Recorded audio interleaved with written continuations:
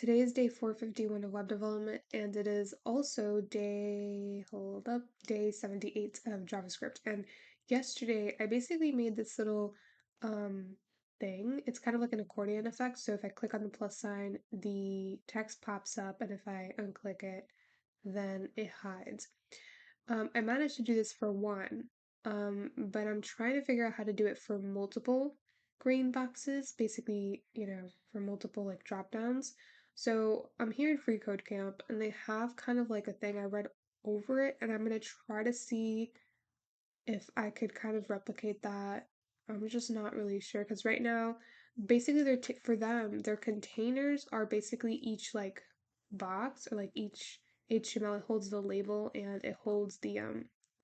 So their container holds the label and then the content. So then they're taking basically for every container, they're telling it, hey, I want you to listen for when you're clicked. And when you're clicked on, I want you to pass this function. And so I'm assuming, I mean, I don't even know what this is. I haven't done research. I haven't learned that yet. So this class list toggle active. So it's basically saying, oh, okay. I usually just use I already even forgot what I used. I use class plus equal class name. Let's see, dot class name plus equal. So maybe that's what they use. Yeah, I use dot class name and then I add the little thing. So what's really the difference between class list and class name? And I don't even know what toggle means for JavaScript. I know what a toggle is. I just don't know what kind of thing is it in this case. Is a read-only property that returns a live tokenless collection of the class attributes of the elements. This can be used to manipulate the class list. Using class list is a convenient alternative to accessing an elements list of classes as a space delimited string via element class name. What? What does that even mean? Is an alternative to accessing an elements list of classes. Yeah, okay, so this is the same thing, right? I could do the same thing because I usually use class name, that's what I use. Um,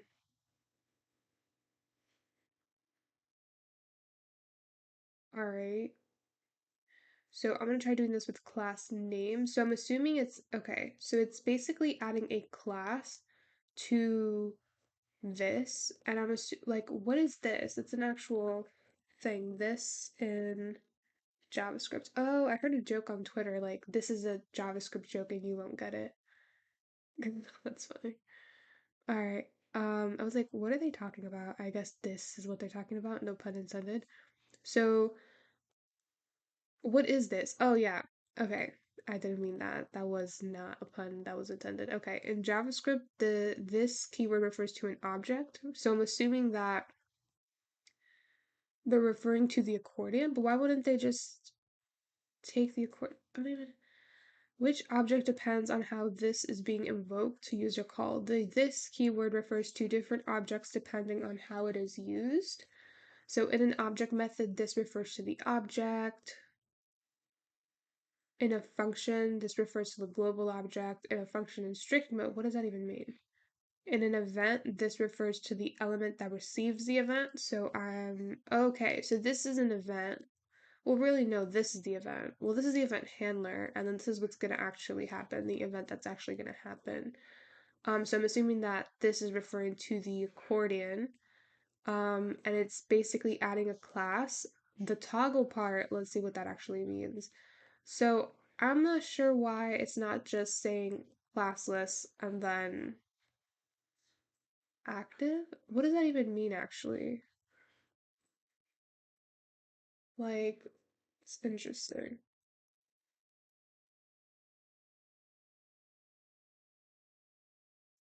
Um, no idea what I just saw. Let's see.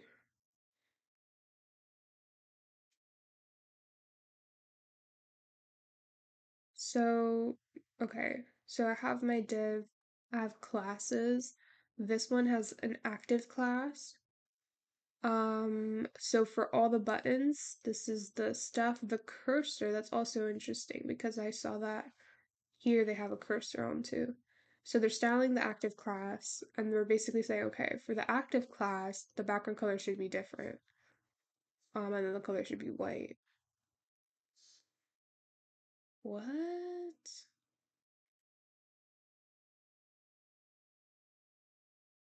So this is the active class. Active button hover. So maybe I don't even need to use the active class because I really was thinking that they're using it for just like CSS, so it's like a specific thing. But toggle, that's where I'm confused. So let me do some research on that. Class list toggle. How to toggle between class names. Oh, interesting. So toggle between adding a class name to the div element with ID is equal to my div. What? All right, so we have a button. We have it. Oh my God. No way. Unclick, on click, run my function. So we have a div, it has an ID of my div, and this is a div element. So we're adding a class name to the toggle. What exactly is a toggle? Dot my style. Oh.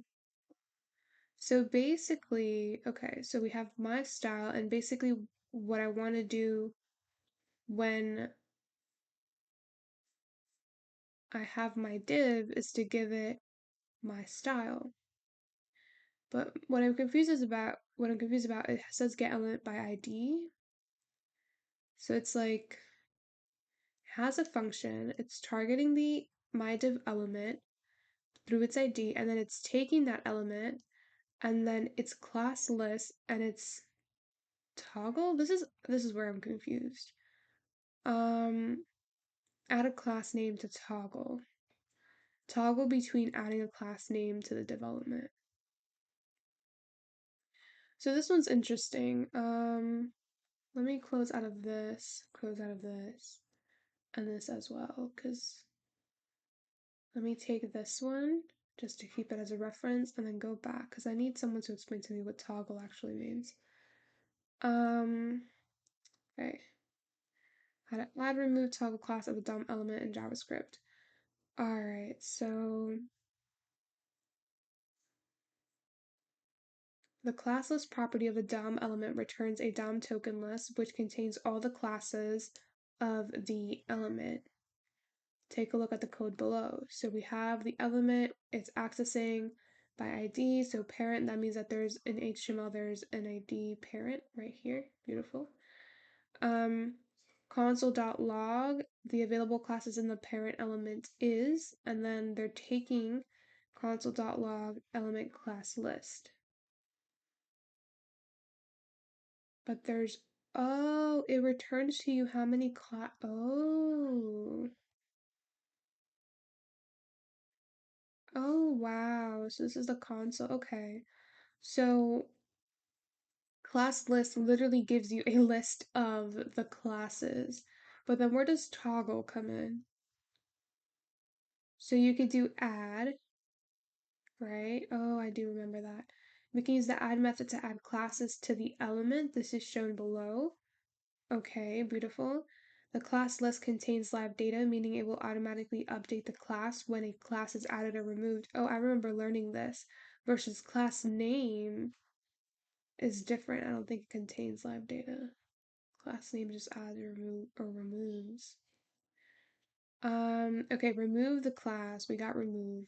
Check if the DOM element contains a certain class. So to check if there's a class present in the DOM element, we can use the contains method as shown below. No. Toggle a class. To toggle a class, we can use a toggle method. The toggle method will add the class if the class is not present in the element, remove the class if the class is present in the element. The toggle method returns true if the class is added and false if the class is removed. Interesting. So to understand this, basically it's taking the accordion, it's taking its class list and it's either adding, wait, but does it add it or remove it? Well, if it doesn't have it, it gives it, and if it does have it, it removes it. So we're saying top, oh, that makes so much more sense. Because now I don't have to create another like plus sign because that's what I had here. I had two plus signs in my HTML because I couldn't have two functions for the same thing. Like I couldn't have two similar event handlers. Like I couldn't say, okay, I want the icon to listen for when it's clicked on, and when it's clicked on, I want the, the content to appear, but also when it's clicked on, I want it to disappear. Like I can't do that unless I added a new image, which is what I did. Like the plus sign isn't the same. Like this plus sign is not the same as this one. I changed it. They're two different ones, even though you can't see the transition. Um, so then I guess that by toggling I can just say if this is not true, I mean, how do I say this? If it's not already like showing the content, then show the content. If it is, and if it is showing the content, then don't show the content. Beautiful. So it can switch between classes. So I'm gonna try that today then. I guess I'll just make a fork out of this one. Or actually, no, I'll start again. I'll start again. I'll do another one. I'm just trying to open up. Here it is. Okay. So, yeah, welcome to me learning how to do things. So, doctype HTML to write this. So, doctype HTML basically tells my browser that I'm writing in HTML5, right, which is the language that I'm writing in. So then I'm gonna put in my HTML tags. And then I'll put in my body tags for now. There are head tags, but I usually use those for projects, not when I'm trying to learn. Um, so body tag. So I'll do a container. I'll give it a class container. And for me, I'm not going to actually, I just like having a container that holds everything on my site. So I'm not going to do it like Free Code Camp did, where they made each little box, like what is HTML, what is CSS, a container. So what I'll do instead is I'll actually target it in my CSS. I'll use a dot because that's how we target classes with dot notation. And I'll give it a border of 5 pixels in thickness, solid, and then black. So solid versus like dashed, right? Or dotted. Um, and then I'll give it a height of 100 VH, which is just the vertical height of the screen. And then to remove the spacing around the container, I'll target the body because that's what the container is inside. The body contains the container, ironically. So I'll target the margin property, set it to 0, and I'll target the padding property, set that to 0, so that it basically zeroes out any default margin and padding that comes with certain browsers by default, right? And then also I'll set box sizing to border box. I'm gonna be so honest. Um, I barely know what this does. I just know that it really does help with the specifically removing the spacing around the container.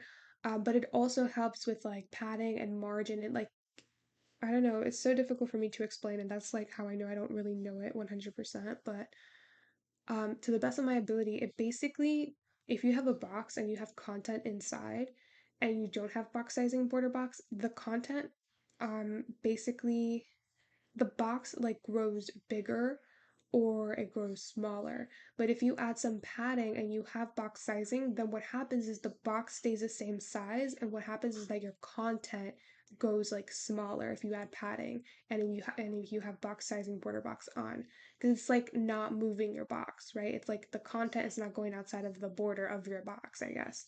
Um, but yeah, that's as much as I know about that. I should do more research into that, but okay, so we have the container. I'm going to add my little, I'm going to call this a drop down. I think that would be a better name. So my drop down is going to contain two things. Um, well, not really, because this is not what is actually dropping down. No, I'm gonna call it box. I don't even know what to call it. I'll call it row. Maybe that's better. So the row, each row is going to contain a div. I'm gonna give it a class of label. And it's just going to be I don't know, a label. It's gonna be an H1. I'm gonna call it label, right? So that's what it's gonna look like. And then I'm also going to have a you know what I was thinking? So the label, I'm trying to see because for this one I did like red box was the container. The green box, oh no, actually, hold up. No, the container was the black box. Let me go back. So I'll do a div and I'll call this card. I'll just surround everything within a card. Let me just see when to close it here. All right. What's this one? All right, so put that in there. Closing div in here. Okay. So let me give everything some perspective by giving it a border. So I'll just copy this, paste that in here, turn that to red. All right, so this is kind of the same thing now. So I have my card. I want it to be at the center of the page. So what I'll do is I'll go to the body. No, I'll go to the container because the container contains my card, right? Because we have the red box inside the black box. So I'll just give the container a display of flex so that it makes the container a flex container. And now everything inside the flex container, it's going to become a flex item. Everything directly inside. So like just the red box. It doesn't affect the label or anything. It's just the red box. And because of that, I can do justify content and set this to center. So that's going to move it horizontally towards the center. And then align items is going to do so vertically. So let's do that. Right. Beautiful. And then I can go to the card, give it a certain width and height. So I think that the width and height that I gave it last time was good. So let me see if um oh, I called it a menu. That makes more sense. All right, so maybe I should change it to card menu because it makes more sense. So, let me put this over here, menu, all right, change that. So I basically have my black box, which is my container, my red box, which is my menu, and it's gonna contain all of my rows. I'm just trying to think because I know that I want there to be one box that contains the header. I guess I'll call this the header instead. And then inside the header I'll have my H1 and then I'll also have an image source. And I'm gonna put a hashtag in there for now because I don't know what image I want to put in there just yet. Um and I'll go and target the header. Did I even target the row? I didn't. So let me do row border 5 pixels solid. Let me follow the colors over here. So green. All right, so that's my row. And then for the header, I'll do the same thing. I'll take the border, try to follow the same colors. So blue, right? It's my header. And then the last thing inside the row is the actual content. So I'm going to do a div. I'm going to call it class. I'm going to do drop down. So it's basically what's going to drop down. And it's going to consist of a p tag, and it's going to just be lorem cab. So it generates random text, and I'll actually do dot drop down and give it a orange border because that's how I have it over here. Okay, so now it's kind of the same thing. The only thing is though, if I go to the header, which is the blue box, I see that the label and the image are on top of one another and I want them to be side by side. So what I'll do is I'll go to the header and give it a display of flex. And by default, flex basically has this property called flex direction, right? And it's set to row. So by default, anything that, again, is set as a flex container, anything that's inside that flex container, so in this case, the header, the blue box, which is basically the label and the image, those become flex items. And so those flex items are now going to be in the direction of the row by default, versus like column, which is what they were before, on top of one another, right? But by default is row, so the flex items are on the same row. Yeah, but we don't really need this because again, that's what it is by default. Only thing is, I now notice that the image is at the top. So how to fix this? Because it's display flex, I can do align items center, and that should align my items centered vertically, right? So at the center vertically. And then justify content, I'll actually do space in between, not center, because I want there to be space between the label and the image, but not so much space that they're all the way towards the edges of the blue boxes. So I'll grab the header and give it a padding of 0 pixels top and bottom, 20 pixels left and right, so that there's some space, right? So now I'm going to go to icons 8, and I'm going to find a plus sign. Actually, you know what? I know I have it linked here, so I might as well just where is it? The icon. I'm pretty sure I took this one. So I'm gonna right click, copy image address, and then go back to my code, right? And I'll go to the HTML now, and I'll just put the source of the image that I want to appear there. So it should appear there now. And it's gonna be really big because I haven't given it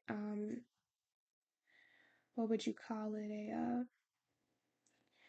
A width or height. And I might just give this a class. I'm gonna give it a class of icon. And I'll give this a class of header, just so, oh no, of label. There we go. So everything has their own classes here.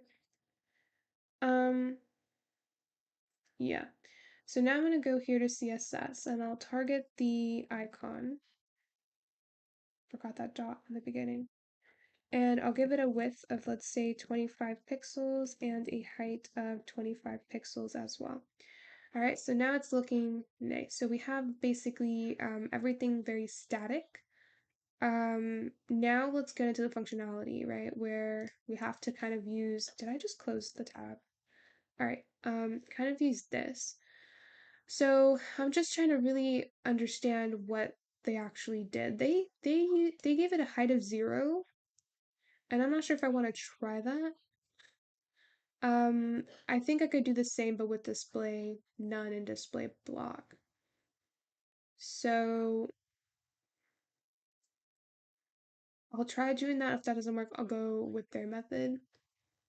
But really, the drop down is the orange box is what we're trying to deal with. So I'm going to give this a display of, well, you know what?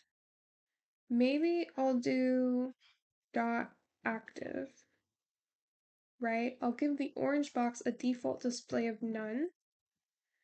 And then what I'll do is I'll give this a display of block, right? So this active class is what I'm going to call on when I click on this plus sign. And so it's going to basically say, okay, let me look at the drop down. If it doesn't have a display, I'm sorry, of a class of active, which we'll be able to see from the HTML. So let me see. If the drop down doesn't have a class of active, then it's going to add that class to the drop down and it's going to give it a display of block, meaning it's going to appear. But then if it doesn't, or if it does have, when I click on it again, if it doesn't have the class of active, then, I'm sorry, if it does have it already, then it's going to take it away. So that's kind of the idea, I think, from what I understand. So to do that, I'll have to actually target um, the, what do you call them? The rows, but I'll have to have multiple rows for that. I'm gonna give this a class of content, I guess. All right. So that's just in case. So I'm gonna take the row, I'm gonna see where it ends. I'm gonna copy this and I'm going to paste it like 5 times, maybe. Oh, 4